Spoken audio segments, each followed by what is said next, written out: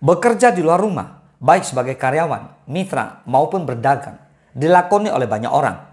Bahkan bekerja di luar rumah kerap dipandang lebih menjamin untuk masa depan dibandingkan bekerja dari rumah.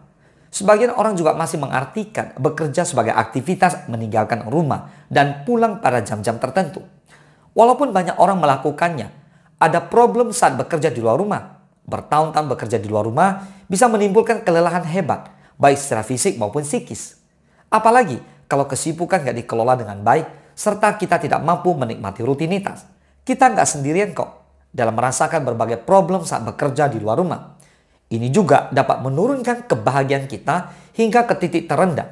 Selalu bersyukur sebab kita masih mempunyai pekerjaan akan menghindarkan diri dari keputusasaan menghadapi problem-problem berikut 5-6 hari dalam seminggu. Let's talk about it.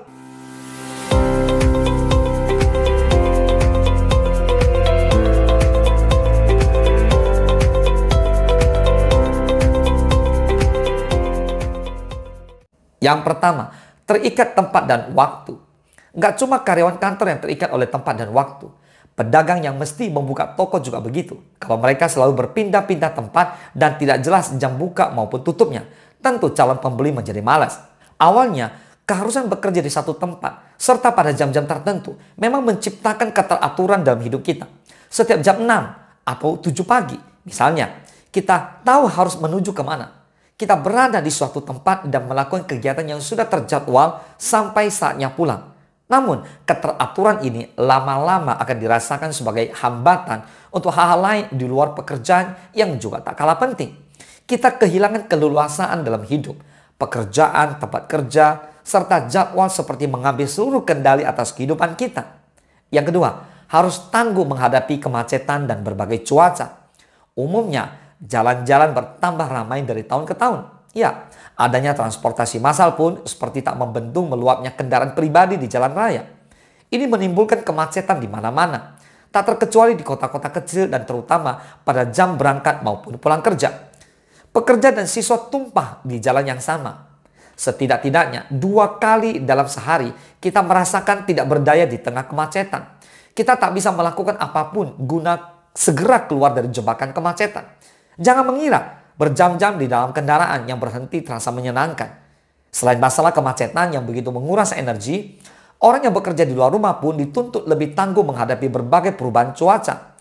Tidak mungkin kita nggak berangkat kerja hanya karena hujan atau cuaca sedang panas-panasnya. Bahkan banjir pun diterjang demi sampai ke kantor dan mengisi daftar hadir. Yang ketiga, masalah dengan teman bikin malas ke kantor. Bukannya kita bermental lemah, tetapi suasana yang gak enak di kantor dan mesti dihadapi dari pagi sampai sore setiap hari. Ya, memang menyiksa. Wajar, siapapun sebisa mungkin ingin menghindarinya.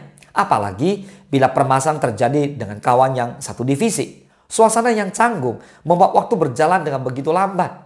Kita ingin segera tiba di jam istirahat, makan siang atau waktu pulang. Tetapi semenit malah terasa seperti sejam. Akibatnya, di rumah pun kita tak dapat merasa tenang. Meski di rumah lebih menyenangkan daripada di kantor, kita sudah mencemaskan hari esok yang harus kembali berhadapan dengan teman itu. Dari hari ke hari, tingkat stres kita bukannya menurun, malah terus meningkat. Padahal, telat tiba di kantor atau kabur sebelum jam kerja berakhir juga akan mendatangkan sanksi. Yang keempat, sampai di rumah sudah kelelahan. Walaupun kita tak lembur setiap hari, rasa capek meningkat karena perjalanan menuju dan pulang dari kantor. Apalagi bila jarak rumah dan kantor cukup jauh, serta waktu tempuhnya lebih dari 1 jam. Baik karena macet maupun tidak. Setibanya di rumah, kita sudah nggak punya energi lagi untuk melakukan apapun. Ini yang membuat kebahagiaan dalam keluarga bisa berkurang. Pasangan dan anak-anak merasa tidak diperhatikan.